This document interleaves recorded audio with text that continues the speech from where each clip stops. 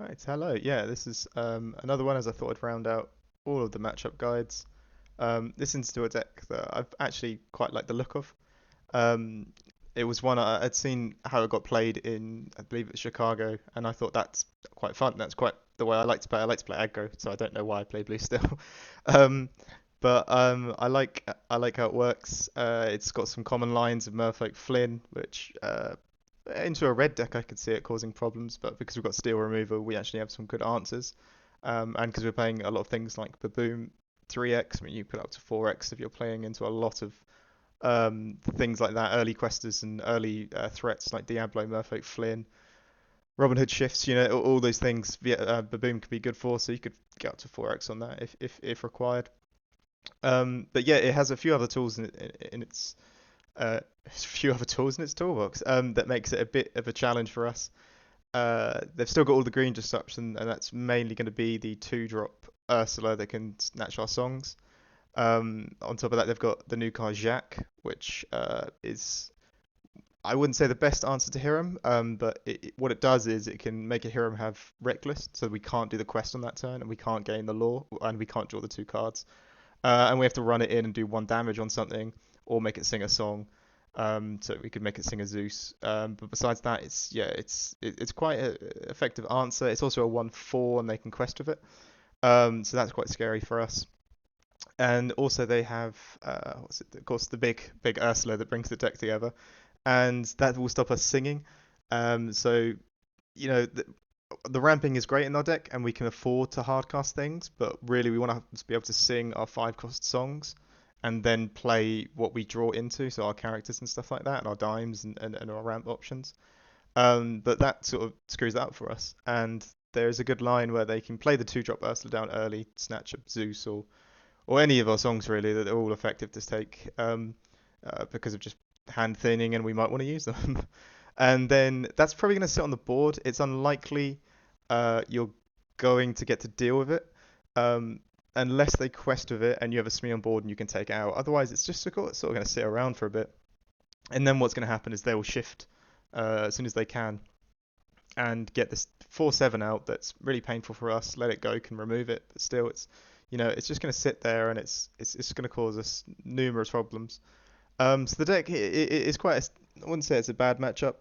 After quite a bit of practice into it, you'll get the hang of it. It's still a castle on 4 a lot of the times, and they've got all the goats and stuff. So it doesn't feel too far off red purple, but instead of the red sort of removal and aggressive characters, it's just got the green disruption, which some of them I still think play Bruno, and they have a lot of they're going to usually hit their turn 1. A lot still play Pegasus because that's a 1/1 that's just going to quest sideways until we deal with it. And by the time we can deal with it with a Tinkerbell, they might have it shifted to the 3/3. But Tinkerbell and Grab Your Swords can still deal with it. And really early on, if they've played that and then they haven't played anything great on the turn 2, like a Flynn, um, we can shoot the Pegasus. Uh, Something to mention as well, with fighting into Merfolks or Flynns for the discard, sort of an odd idea on that. If you were to use a Baboom on a Flynn, that will still be a 1 card for 1 card, but I guess you get to choose the card and it was a removal card and you got to take it out. Yeah, because if you hit a Smee with it, you still take 1 card out of your hand. It's not going to be one of the removal cards. Just a little weird thing to say. So when you're getting discarded, don't get too heavy on it. As long as they're not gaining the law, that's sort of fine. The same with red purple. You want to slow them down at the start quite early on. Whereas red purple gets law from Flynn and Sisu, then Castle. This will get Murfolk's Flynns. So there's 2 Flynns now. There's a green Flynn and a red Flynn. And it will just try and turn sideways. They'll try and disrupt us, try and make it awkward for us to deal with them. Whilst they get law, run away with it, get some late game questers, get some evasives, get some bodies that aren't going to get removed as easy. Turn sideways, goat and bounce, and just finish the game out. So going for the list again, Argus is not too bad into this matchup. I wouldn't say it's like, again, it's not what I see in the deck for. The Broom would be alright, because some of them do play Diablo and Pegasus, so you can use this to threat it. You could use a Broom to threaten it. But with an Argus, if they were to play 3-drop Ursula and sing Friends on the Other Side, or I think they're still on Mother Knows Best as well, um, it's unlikely they're going to Mother Knows Best this, but it might be so early on that it might be only this and something else. So it might do, but the thing is, once that's exerted, you can just run it in and take the trade, which is nice. So he's still a 4/1 that threatens things, and he'll do castle damage, which is all right as well. As I say, I'm not trying to oversell him in this matchup. He's just there. Broom's all right in this matchup. Hook's probably actually one of the matchups where he'd shine, because if they Merfolk, you can play something. If you don't get a Baboom or anything, or another answer, you can be like, and here's a hook. He's just going to hit things and slow down your lore count. Smee's great. Yeah, Smee on turn 2. Start draining, start threatening, and you're set up to take castle, to do castle damage. I think Mickey shines a little bit more in here as well, because they're not really going to remove stuff. If you remember in set 3, it's the same in set 4. They're just going to start bouncing things back. That's sort of the only way they deal with you. They're going to make it awkward. So just having a 1/3 body on the board, it's not over. I'm not over the moon about that. But the maths adds up. If you've got Grab Your Swords, if you've got Tinkerbell, got Baboom, you can start adding things up and removing stuff. Also, he will just take out a Merfolk. So if they draw Merfolks later on, you can be like, okay, Mickey will just take one of those out for me. Um, Also, as it is a race, he's just another thing that's questing. It's unlikely they would want to kill a Mickey or invest in that, but they might want to protect something with the fox. They'll bounce it back to the hand, take the hit. But most of the time, I find they want to leave the fox unexerted so it can sing things, or it can give them one lore on the next turn when it's dried. Yep. We don't end up going to the dime too much, but the dime is interesting this matchup. Green purple, same as red purple, does not have an answer for it. So if they haven't gained a substantial amount of lore and you've kind of won the board, you can get to a point where you set up things just to get the dime win. They don't play any items, so aerial and dime I find really do shine if you can stop their early aggression, or they just don't find it in their draws, because there's no card in their entire deck that can deal with aerial. As long as she's not exerted, they have no removal for it. They don't play any locations, she's 5. So you can get to a point where you just play her, set up a dime, and just keep tapping it. Each turn to just get your 5 lore, and that's 4 turns and you're done. So you could do set up aerial, set up dime, tap it, control the board, just dime tap. And as I say, if you've won the board hard, you're probably going to quest other places, so you might even have to tap her once or twice. But yeah, strong card. Cogsworth as well. You're going to be trying to win the board. He's like the king of winning the board into decks that aren't red, because you play him, and as long as you don't exert him and give them a free trade, he's just going to sit there protecting your characters, and you can sort of do a lot of work from there. And then he can sing if he's free to not trade. Beast, this is a moment where he doesn't shine, but as I say, green purple is not particularly popular. Compare it to red blue or the blue steel mirror, where he's going to shine a lot better. But he's a 4/4 on board, so he'll just hit things and sing songs for you. So at the end of the day, that's why I like the card. At the best of times, he's winning you red, blue, and mirrors. At the worst, he's a 4/4, so he'll be on the board and he'll trade things. Tinkerbell's really good. That's what they really fear. They play a lot of evasives. They play a lot of cheap characters with low HP. Once you get her out, they might not even want to exert things, because the idea of you hitting, then just putting the 1 damage over. Say if they had 2-drop Ursula or a snake or something, let's say they have a few things on the board and they had the merfolks, they would not want to quest with the snake, um, because you'll just hit the snake, then bounce it on the merfolk. So they either make the decision of just quest all in because they want the lore and they know it's going to die anyway, or they just won't quest at all. It's going to make them feel awkward. I don't know how you do that. I would just take the lore quest in. Um, she's going to take it anyway. Tamatoa, yeah, another dime target. Not bad. 5/8 on the board. They do have bounces back to your hand, so if you're investing in an 8-cost character, do remember that, try count what they've got. Have you seen them other than those best? Have they burnt one? Are they in their discard? If it's game 2, you didn't see a lot of bounces. Are they even playing any? All those things. But boom, great cards for this, because you get to ping Merfolk or Flynn. Anything to slow them down early on, whilst you're trying to set up to get to Tinkerbell range and get to bigger things, and just play bigger spells, play bigger removal, win the board harder. So that's just a really good card to have. You can just throw it out there and take something out. And as I'm mentioning more as I play Blue Steel, it's just nice maths, because it does 2 damage to target locations. So you've got characters that, when you add them up, they're a little bit off. You've got a 3 attacker and a 3 attacker. I'm not saying Ariel should be taking out locations, But you know what I mean. If you've got these things, you can sort of, 4 and 2. You can sort of add the maths up. So it's just a really all-round quite good card, and I think I'll consider putting it to 4x. Rise of Titans, they do play castle, so it's not bad here. You can set up the threat in the castle, or you can just hold a Rise of Titans if you find it in the mulligan. Deep mulligan for one off is not really a thing. It's just nice if you get it. It's just nice if you wheel into it as well. Zeus.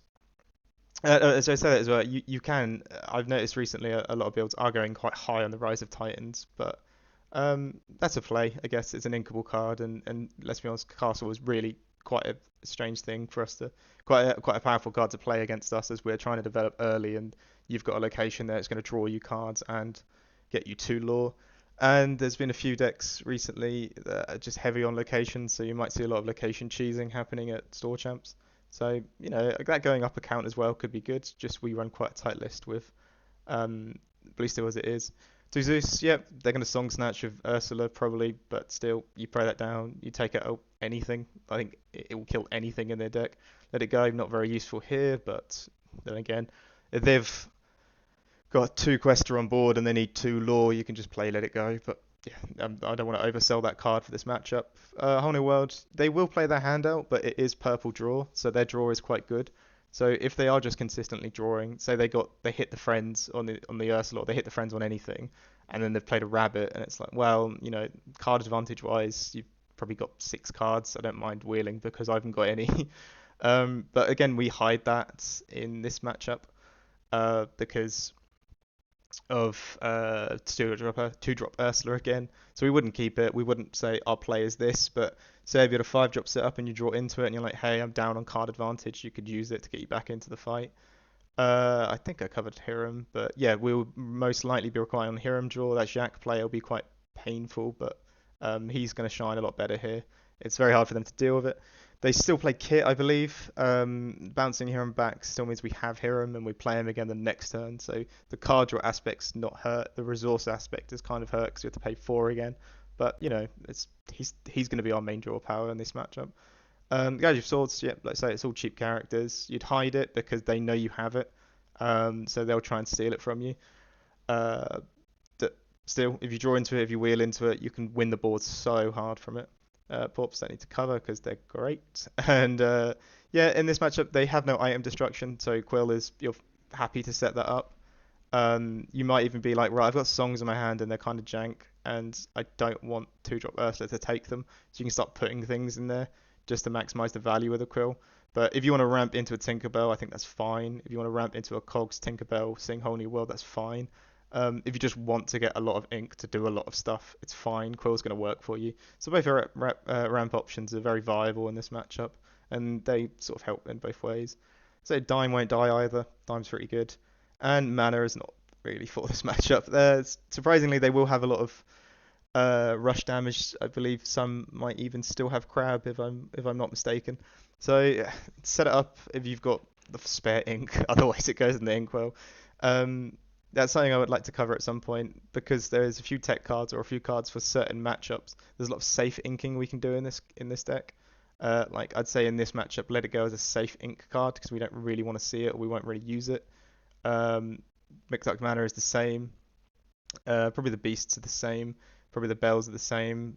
Maybe even the Tamatoas. But if we're going for a Dime win, then we should make sure we count how much we've inked because we want to use that. But I think you can win by just out winning the board. They're never going to wipe your board as long as you've won it hard. They can't play anything because it just dies. But we're still BS diming is a thing. So if you get a Quill set up and you're getting Whole New World set up, you might just set it up and win on that. So yeah, that's kind of covering a few points of the matchup. I'll go into the mulligans like I do. So yeah, that's not a terrible looking hand. There's a lot of cards we want, but also I want the ramp, so I think we would actually take a lot of these things. And as I say, the Hiram would be very, very nice here, but I really want the ramp. The Cogsworth would be really, really nice here, but I really want the ramp. I really want the Cogsworth, but I want to play the Cogsworth on turn 4. I don't want to have to wait the turn and play it. That's just how I look at it. But you can do 1, 2. If you even miss the ramp, it would be nice to play that on 4, play that on 5. And because you've got Smee out, you can probably trade and slow down their lore count. But I want to get to the bigger characters and I want to start attacking quicker. So that's not bad. Like I say, let it go. Get the coil out. Uh, they'll probably start song snatching these things. So there can be a situation where it's quite nice to have a grab your swords. Like I say, it's a very good card in this matchup, but the likelihood of you playing it is a lot lower than is quite a lot lower because they've got 2-drop Ursula and most will know how to use that. The safe thing we have here is we got 2, but if we could find a better thing to put into the inkwell with the quill, that's fine. We don't have to ink twice, or we don't have to ink and then ink the next turn with the quill. We can get the double ink, set for beast for whatever reason because this seems to be the only 5-drop. But hopefully we get a Cogsworth. If we saw a Tinkerbell, we wouldn't. We'd set up the Tinkerbell. But I think that's quite a safe hand. Like I'm not cheering about it. I wish I had the hero back, but as I say, I really wanted to hit the ramp as well. On the draw, we've drawn some really nice cards here to the point where I don't know what I'd want to do. Dime is just, yeah, not a shouting hand card. Hide the songs. Tamato is gone. Hero really nice, but we haven't hit ramp either, and we're on the draw, so I feel even more behind. As I tried to send back 5 cards if I don't hit the ramp. Smee or Baboon would be good. It'd be really nice to be able to choose between it, and depending, like, if they, I wouldn't say brick, but, they miss turn 1, and then turn 2 they don't play something that great either. We can set up a Smee, which would be great, but I think Baboon, because we're on the draw, is the safer card. But yeah, I'm still a little bit on the edge about that either. Yeah, I think I'll go for the Baboon. And yeah, well, it's not the worst hand in the world. I'd hope we draw something else to ink because I want all of these cards. Hopefully we draw something else that's useless to ink and then we can Popsicle. But if not, I believe the first core of order would be the Cogsworth for the Hiram. As I say, these songs are very scary. We're on the draw, so we're kind of hoping they just play their hand out, and we don't need a whole new world in this matchup. But yeah, I still think that's not too bad. We've got Popsicle, and then depending on what they play, we can react with a Baboom or a Smee.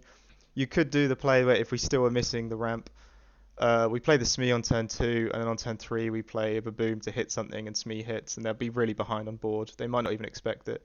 Most people would expect that we actually hit the ramp. But yeah, no, I think that's quite a few of the points covered there. So I'm going to stop that now.